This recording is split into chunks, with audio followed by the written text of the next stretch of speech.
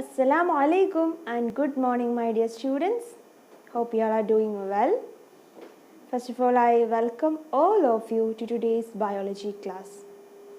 So students, in the previous class, we discussed about some of the important parts of a cell, right?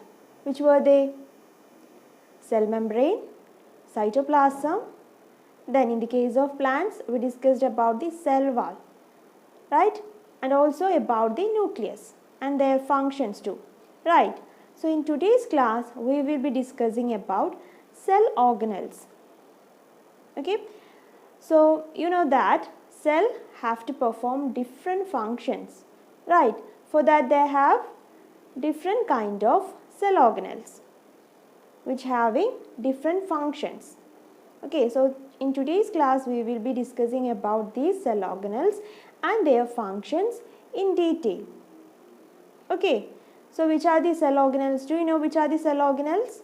Cell organelles include endoplasmic reticulum, Golgi apparatus, mitochondria, lysosomes, vacuoles, plastids, etc. And one of them we have already discussed, that was nucleus.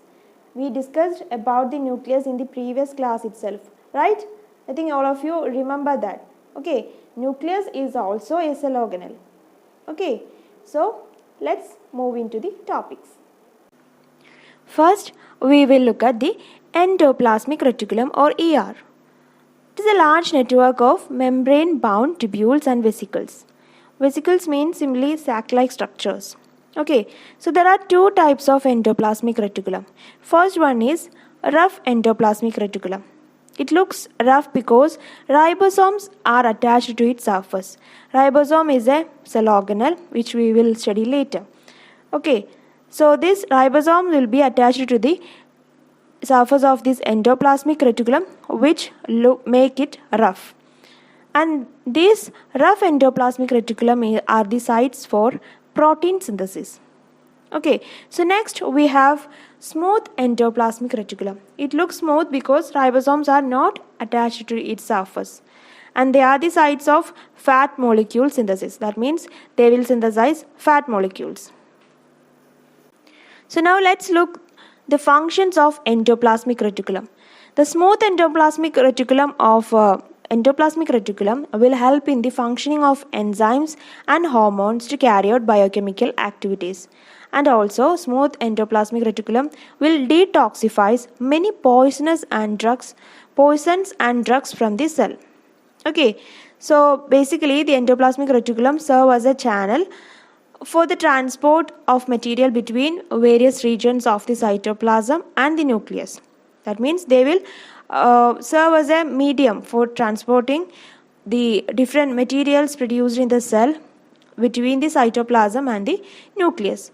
And the other function include proteins and fat molecules produced by endoplasmic reticulum will help in the membrane biogenesis. That means the proteins and lipids produced by this endoplasmic reticulum will help in the building of the cell membrane. Okay. The next cell organelle is Golgi apparatus. The Golgi apparatus was first described by a scientist named Camillo Golgi. Okay, and this Golgi apparatus consists of a set of membrane-bounded fluid-filled vesicles and flattened cisterns. Cisterns means closed sacs.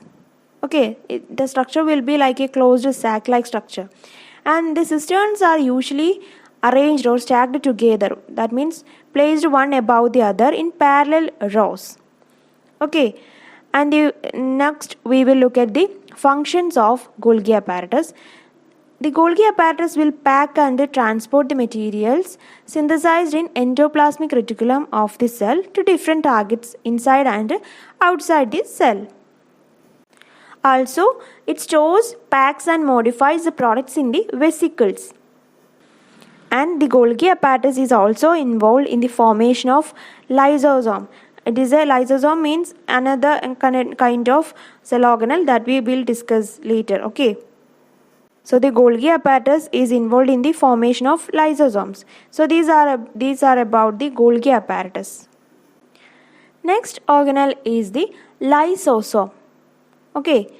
So they contain membrane bound sacs with powerful digestive enzyme, and these enzymes are made by rough endoplasmic reticulum. Okay, and these digestive enzyme are to digest the worn out cell organelles. That means lysosomes are a kind of waste disposal system of the cell. This will help the cell to keep the cell clean by digesting foreign materials as well as these worn out organelles. That means when the cells get damaged, lysosome may burst and the enzymes digest their own cell. Hence, these lysosomes are called as suicidal backs of a cell because they are consuming or they are digesting their own cell, right? So they are called as the suicidal backs of a cell.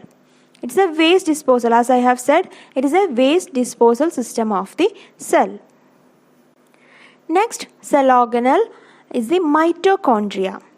Mitochondria is covered by a double membrane, and outer membrane is very porous and inner membrane is deeply folded.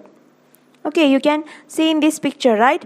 The outer membrane is a very porous and the inner membrane is deeply folded inside, right?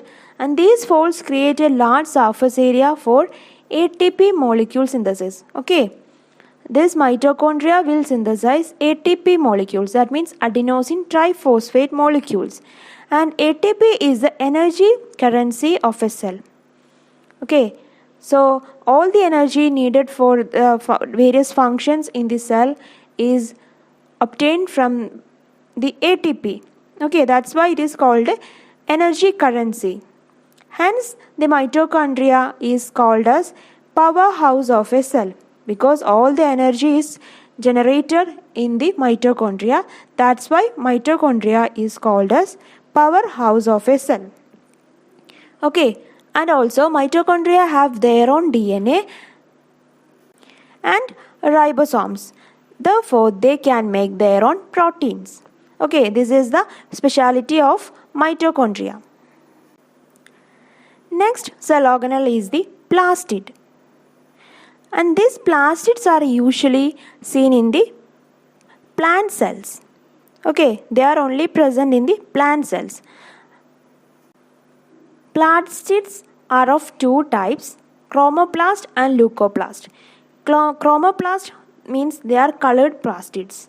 Okay, and chromoplast contains green pigmented and useful is chromoplast are green pigmented and they are useful in photosynthesis, and also they contain various other pigments like yellow and orange, etc. Okay, leucoplast is another kind of plastid. They are white or colorless plastids, and this leucoplast stores materials such as oils, proteins, fats, etc. Okay, that is the function of leucoplast. If we look at the structure of plastids, they are double membrane structure and the matrix is called stroma. Okay, and these plastids are similar to mitochondria in external structure. Like the mitochondria, plastids also have their own DNA and ribosomes. Next cell organelle is vacuoles. This is also present in the case of plants. Okay, so vacuoles are storage sacs for solid or liquid contents, and they are small in size in animals while plants have large. Okay, and they may occupy 50 to 90% of the cell volume, and also helps to provide turgidity and rigidity to the cell.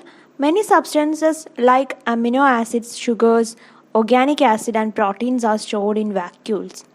And in the case of amoeba, food vacuole is specialized to play an important role. Okay, so this is about the vacuole. Okay, so these are about different cell organelles present in the cell. Okay, so now can you differentiate between a plant cell and an animal cell? What all will be the differences between a plant cell and an animal cell? We can say that in case of plant cell, the cell wall is present, right? But in the case of animal cell, what is it? Cell wall will be absent. And the plastids are present in the plant cell. and it will be absent in the case of animal cell, right? And what about the vacuole? The vacuoles are large and permanently filled with the liquid and occupy at the center of the cell. Okay, but in the case of animal cells, vacuoles are either absent or if present, they will be very small and temporary. Okay, so these are about the differences between plant cell and animal cell. So this was about a single cell, right? A single cell and a different cell organelles present in a single cell. Do our body have only single cell or a millions of cell? Right, our body have millions and trillions of cells. How these cells will be formed? Through division. Okay, the continuous division of cells. Okay, so our body have millions of cells and these cells will be formed as a result of continuous division. Okay, so now we will discuss about the cell division. So the process by which new cells are made is called cell division. So there are two main types of cell division, mitosis and meiosis. So the process of cell division by which most of the cells divide for growth is called mitosis. In the case of mitosis, the mother cell will divide and two daughter cells will be formed. And these two daughter cells will be identical because they will be having same number of chromosomes as the mother cell. Okay, and it helps in growth and repair of tissues in organisms. The specific cells of reproductive organs or tissues in animals and plants divide to form gametes. Okay, so they divide by a different process called meiosis. This kind of division is called meiosis, which involves two consecutive divisions. And while the cell divides, instead of two new cells, 4 new cells are formed. And these new cells only have half the number of chromosomes than that of the mother cell. Okay, so this is about cell division. There are two types of cell division, mitosis and meiosis. Okay, so students, in today's class, what all things we discussed? We discussed about cell organelles like endoplasmic reticulum, mitochondria, Golgi apparatus, then lysosome, plastids, then what else? Vacuole, right? And their functions too, is it? And also we discussed about the difference between plant cell and animal cell and also about the cell division.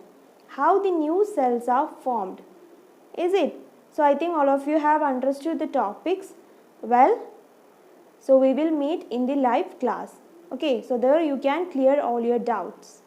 Okay, that's all. Thank you.